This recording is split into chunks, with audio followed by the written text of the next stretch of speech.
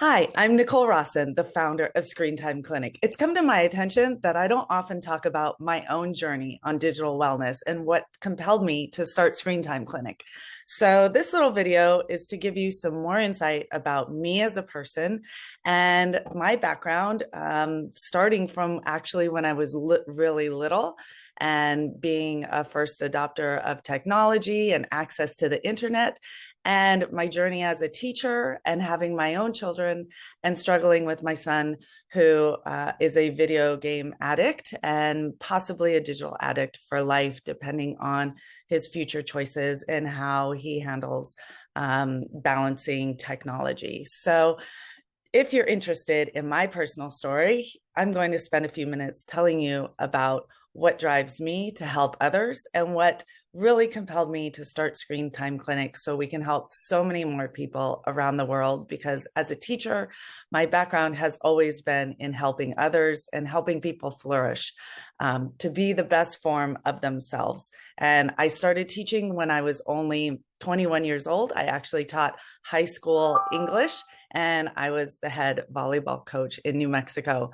So that was pretty awesome to be thrown into a leadership role right away with students, quite frankly, very close to my own age, and seeing them and how I can mentor them and really push them to excel. This was done on the volleyball court as their head coach, the second largest high school in New Mexico, and also in the classroom with a full schedule of student classes and one co-teaching class, which was an amazing opportunity. So it really propelled me into figuring out how to form relationships and how to tie in, most importantly, parents. I know a lot of teachers are kind of resistant to be constantly reaching out to parents, but I learned very early on that the best way to have student engagement and student participation and to really help them excel in the classroom and complete their schoolwork at home and be the best version of themselves, both at home and at school, was to treat their parents like a partner in their education process and really inform them what was going on, what are some challenges, what are some ways to support students, because being a really proficient parent is actually really difficult. And even with my teaching background, when it came around for me to have my own kids, I didn't know a lot of things that would have helped me prevent them from having digital addictions. Granted, it was a very new area. And at the time, back in the early 2000s, everybody thought that baby Einstein made kids smart and online learning was the new magic thing. Roblox and Minecraft were just like Legos, except kids sat there for hours and hours. I mean, what parent wouldn't want that? And it was supposedly harmless. So that's a little bit about how my interest as a teacher and my deep belief, because I saw transformations in the classrooms and really high student engagement and great learning performance too, because I pulled in the parents, not waiting for a crisis point, but had them as partners in their child's life with me. And it was amazing. And I've done that my entire teaching career. I started teaching in New Mexico, and then I had an opportunity to move to Boston, and I taught at Brookline K through 8 at Lawrence Elementary School. And that was super amazing too, having really high performing kids, very, very engaged parents. And again, instead of resisting the parent engagement that they really wanted to provide, to lean into it and work as partners with them. So, and that continued my teaching career. I was fortunate to move to a lot of different states because my husband at the time took a lot of different corporate jobs. My dad was in the Air Force military for over 30 years. So I was very comfortable moving around and seeing all types of students and different cities and different cultures and how they approach learning and the different parental involvement with the cultural norms. And after Boston, I was fortunate to move to Houston and work at Lamar High School and teach IB economics there, which was amazing. Such great level of learning, a new subject that kids didn't really know a lot about. And that's similar to digital wellness, and that this is a new subject. It's really interesting to learn, because when you have new information and you can see how it is applied in the real world, it's very compelling to want to learn more. So after high school in Lamar High School there, I did apply to take to be accepted to the full-time MBA program at Rice University. I was one of the very few classmates that was entered into the new class of 2002.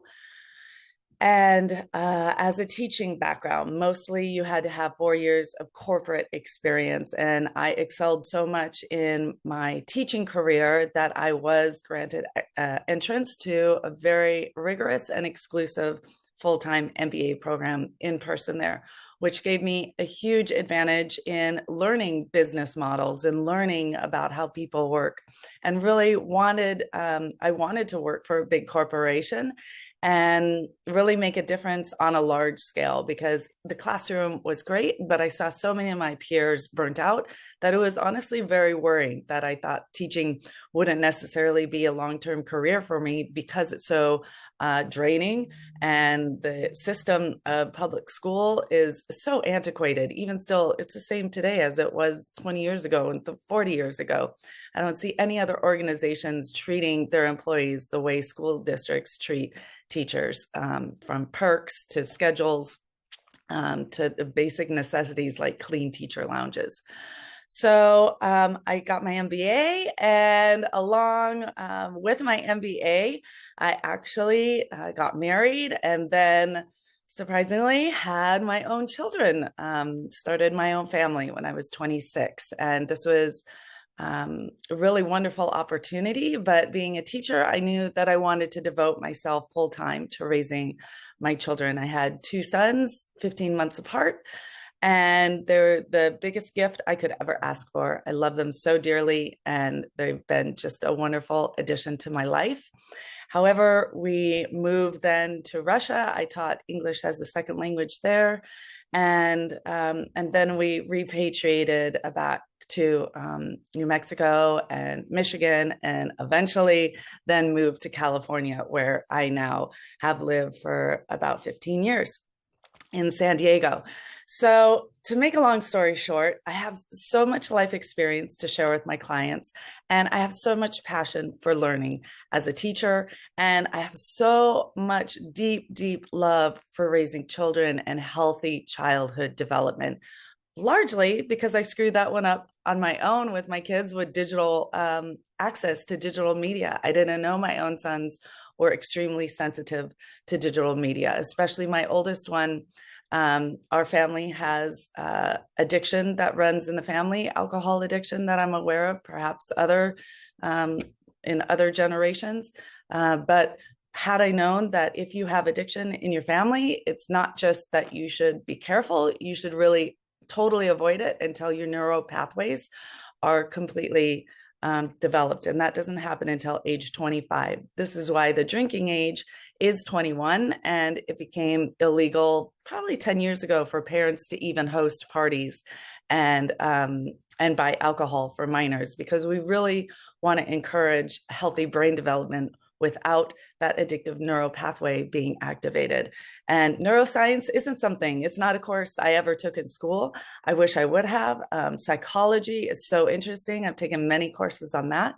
But with Screen Time Clinic, it's given me the opportunity to really know, like deep down, how is this impacting all of us so widely? And people that, may have family histories and very sensitive children and neurodiverse children, how is this impacting them so deeply with just iPad learning, and how are our students and our youngsters being preyed on by predators and doing all this early sexual activity online and self-commodifying themselves and objectifying themselves. And it turns out it's so easy.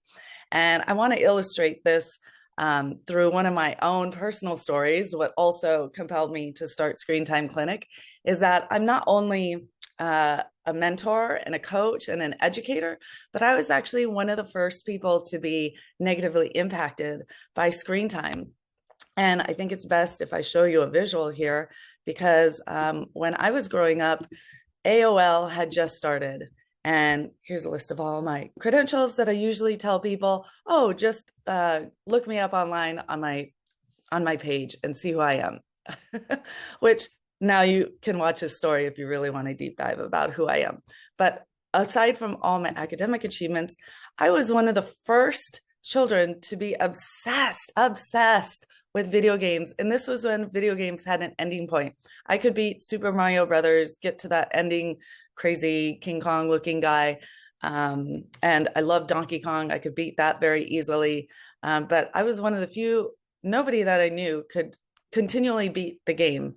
And back then the game ended. Mario Brothers ended when you actually reached the guy's lair and killed him.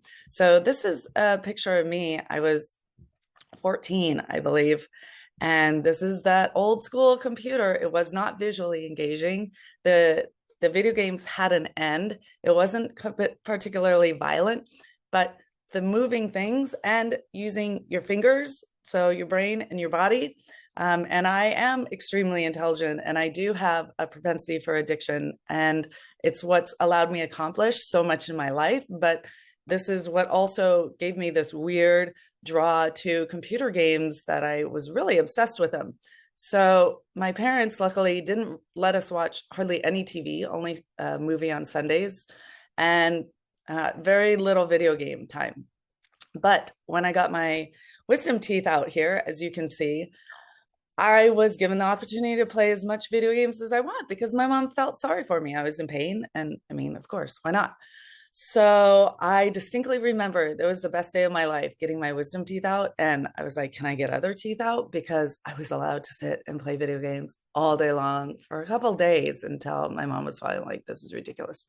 And then not only was I a video game addict, but a lot like so many very highly intelligent and curious kids today, I wanted to figure out every aspect of AOL Chat.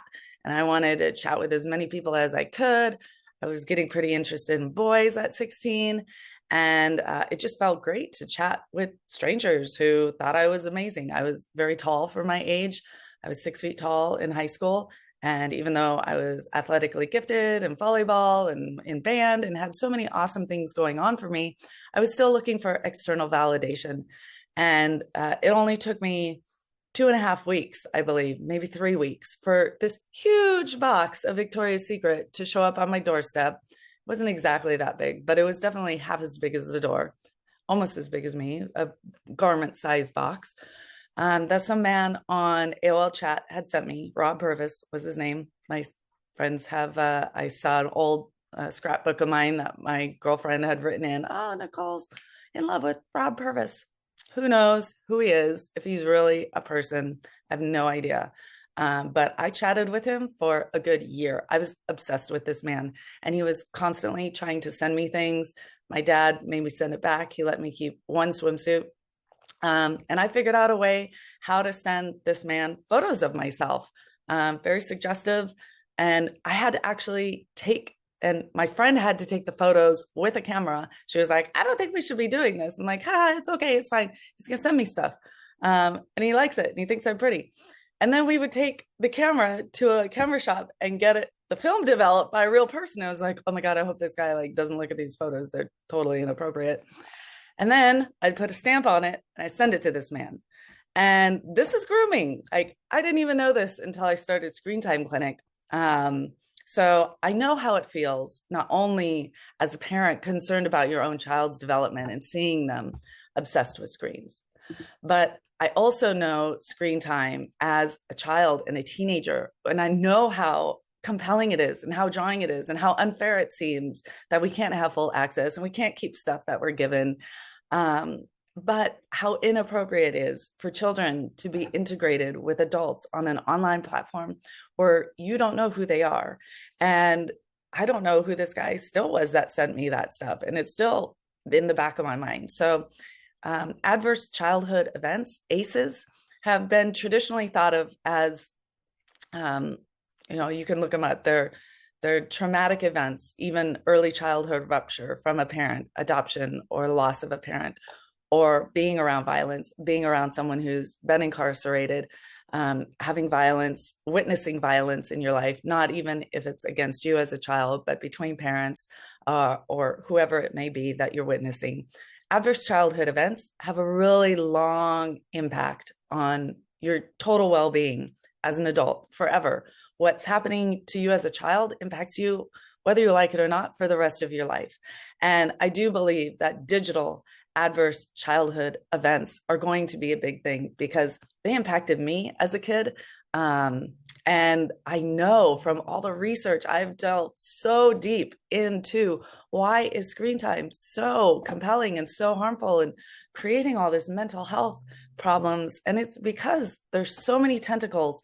It's boundless. It's boundless. And if I could go through all that work as a kid, this is why we as parents, I'm compelling you to speak up and to become an educator with me at Screen Time Clinic, to help other parents, to be coaching other parents, mentoring them. It's not about necessarily even supporting the kids. We have to help each other as adults create a more safe environment for children. There needs to be better design, internet design in America and developed countries.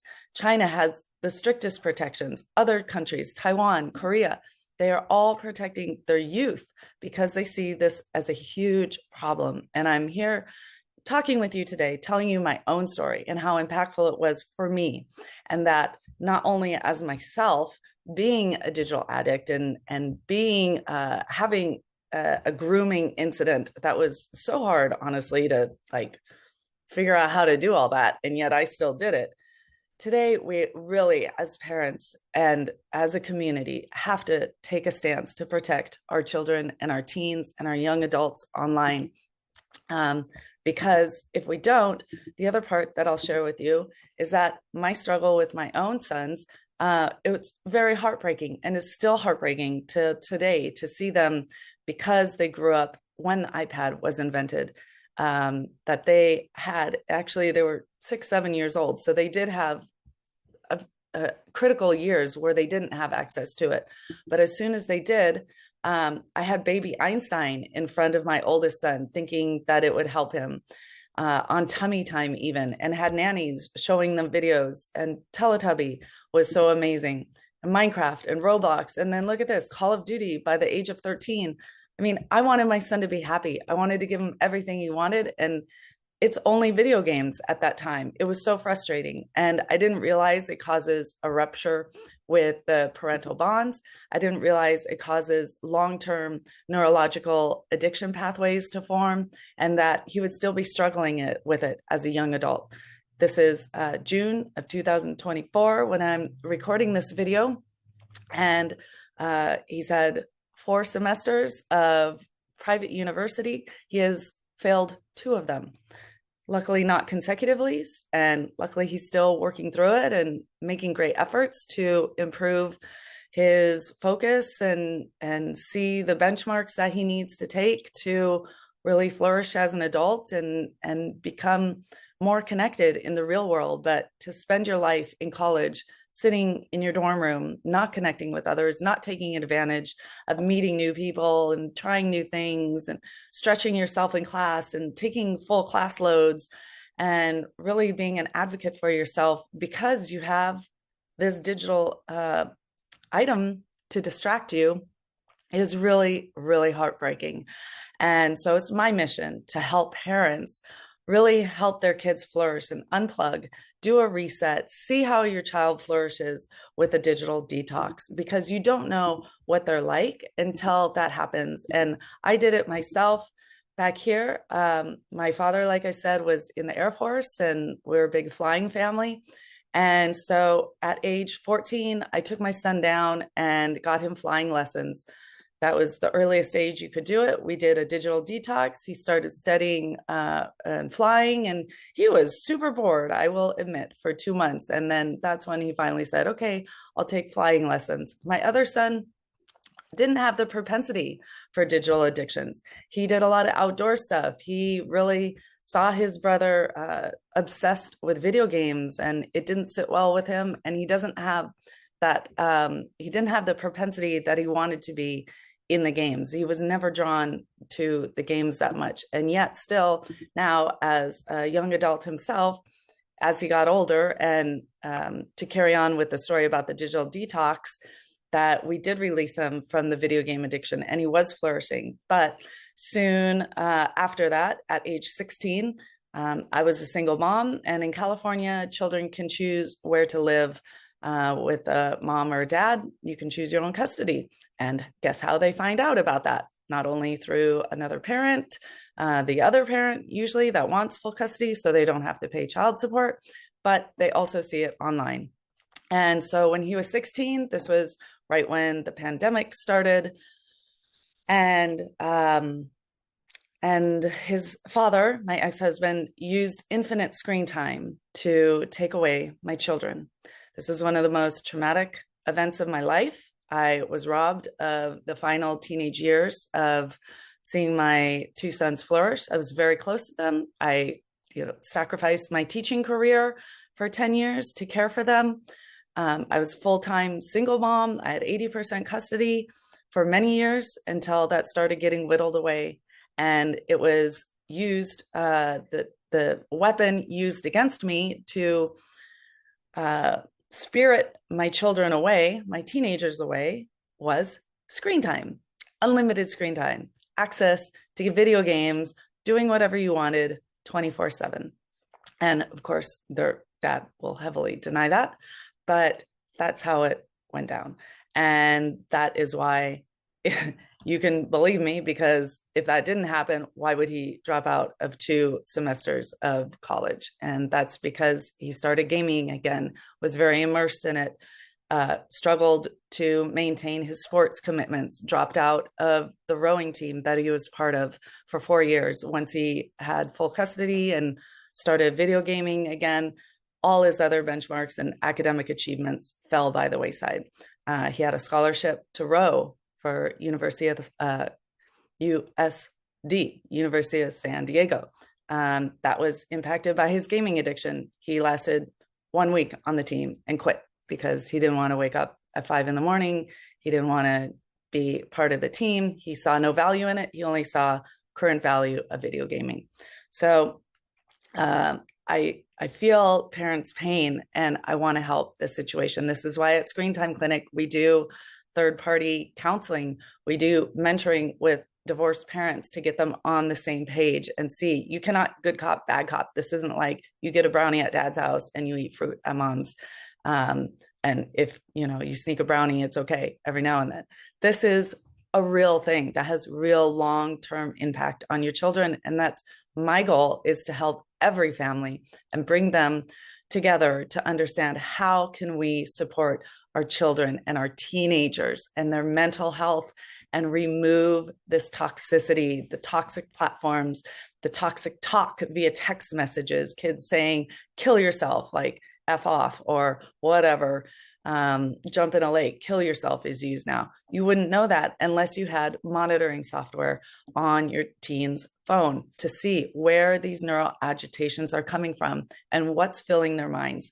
Teens and kids are like sponges. They will totally be absorbed into it. And for some, only a little bit of time makes a big negative impact. And so I truly believe in our New Tech Express Reset program. It's been transformative for the families that I work with. And if this is something that you would like to do with your own family, sometimes a single session helps, sometimes it's our full intensive program. And I'm also looking for more educators to join my team, give presentations, and help other families, because we're more than just a certifying organization. We really believe in our team members, and I vet them very carefully to work with us side by side and have a story similar to mine that compels them to help others and to really make a difference in this world. So hopefully this really made a lot of sense to you and gave you a little more private insight into what's compelled me to start Screen Time Clinic. I have, after my MBA, I worked in real estate for quite a long time to supplement my teaching income. As you know, you cannot just be a teacher these days. You have to have some other source of income. And I really excelled in that industry. Also, I have my broker's license, which I still do a fair amount of deals for private clients. And this is what's helped me fund Screen Time Clinic for 5 years and really propel it into the success story that it is today. So if you're searching for who is this woman and why is she in real estate and teaching and she looks like she has a lot going on, it's because I do have a lot going on. And luckily for you and everybody at this point in my life, I have a lot of time to dedicate to this cause that I'm so passionate about. And I've invested a tremendous amount of my own time, given over 400 presentations myself, worked with thousands of families. So I really, I'm so thrilled to be where I am today. And thank you so much for watching this and being interested in what we do. And I'm just so pleased to be able to tell my story and hope to connect with you on a personal level soon too.